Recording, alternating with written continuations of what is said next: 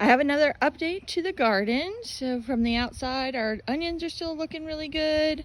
I've got some flowers growing out here in these raised beds. They're growing pretty well. Those all were just started from sowed seed right here in the bed. Cilantro, I did get some cilantro going to flower, so I've got some coriander that I'll collect there. Spearmint, my sister's tomatoes, which she still has failed to come and get. I've got more herbs growing here in the green stalk, so a lot of thyme, cilantro, and basil all down in there. That basil's really slow, it seems like, growing from seeds. So we got some of that. This is all dill. I've been harvesting this each week pretty much. You can see where I've cut, and it just grows and grows. So a good tip is trim that all the time. It seems to grow really good. Bunch of lettuces in here. More coriander or cilantro. That was just a volunteer, I think, from last year. Some tomato plants. This here is all my carrots, and they seem to be growing really, really well. My peas, I just actually snacked on a bunch, but you can see here that we got like a bunch of peas, bunch of blossoms. So pretty. There's a bunch of peas started. There's a few more, I think, small ones. Oh, here. Oh, there's a big one. I must have missed that one this morning. So I'm gonna eat that one here soon. I need to probably stop eating them and let them grow and then collect them for like a meal. But I usually just end up snacking on them in the garden. But it's one of my favorite things to plant. It's so beautiful.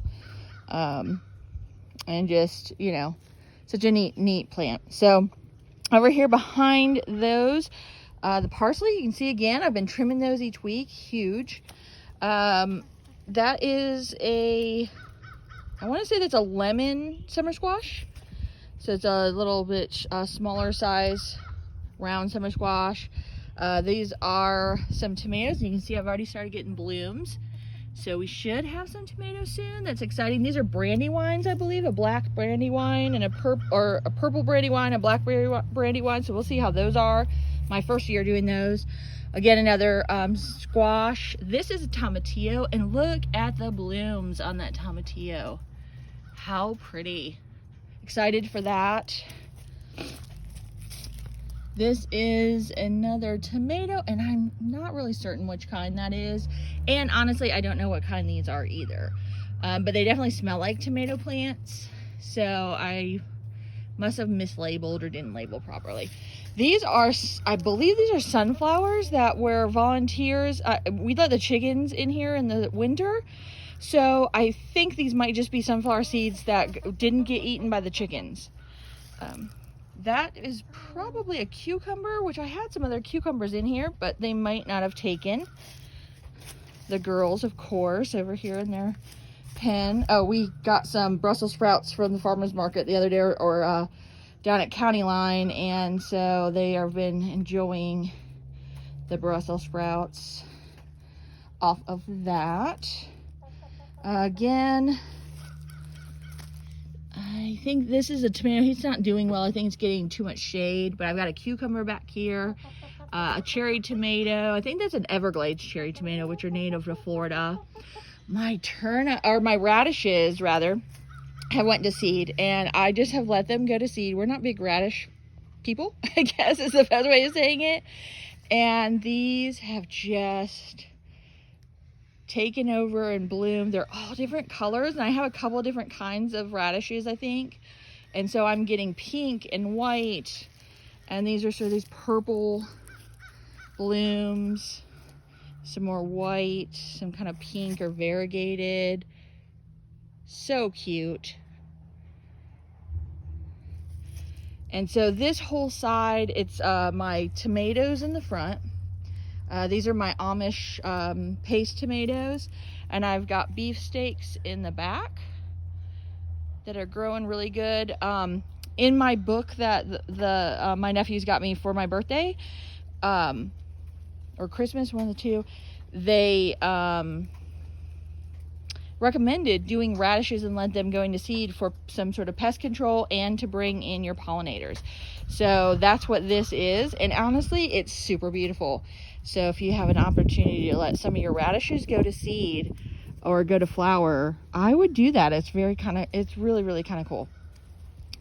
I've got cowpeas over here.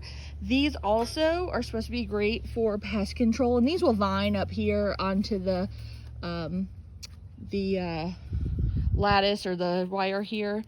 So those will be really neat. Those get really big, they'll climb everywhere all over my garden, so that's exciting. Some more radish flowers.